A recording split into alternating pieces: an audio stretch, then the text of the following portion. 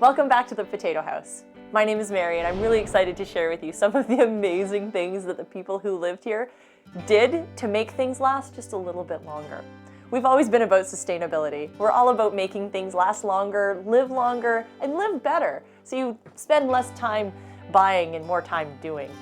But some of the things that they did to make ends meet just totally make me laugh. For example, the blind behind me. You can see there's some cracks in it, but when I roll it up so you can see the other side, they have meticulously taped every single crack in this blind to make it last a little bit longer.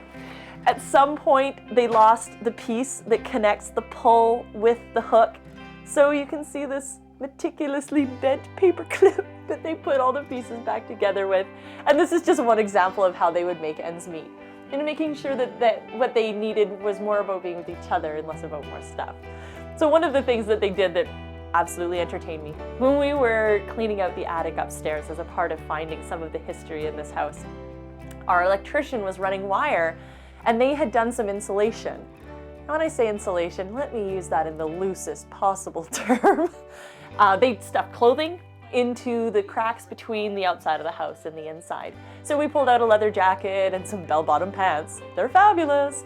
But the piece of clothing that came out that just entertained me the most are this pair of shoes.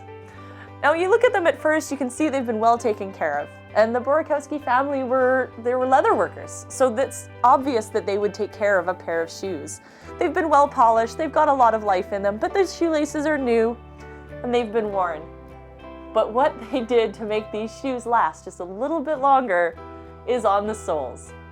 On the bottom of these shoes, if you look carefully, you can see they've been resoled. But what they used to resole these shoes is some tires. You can see the word custom right here. Sport, oh, it might be super. Yeah, custom super, and the next word would be sport. And you can see the cut marks where they came in with a knife and they sliced the recycled tire to resole their shoes. Now this is a pretty old tire. The one on the opposite shoe has the diamond pattern and they've been nailed into place. And then in some places it looked like it started coming loose, so they used little pieces of wire and they wired it back together where they filled in some worn parts. Where you can see the leather is worn right clean through, but they weren't gonna throw these shoes away.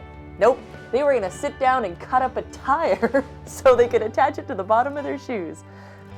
Just one of the many examples of ways that people made do in the past, and the Potato House is full of examples like this. And I'm impressed. I love it.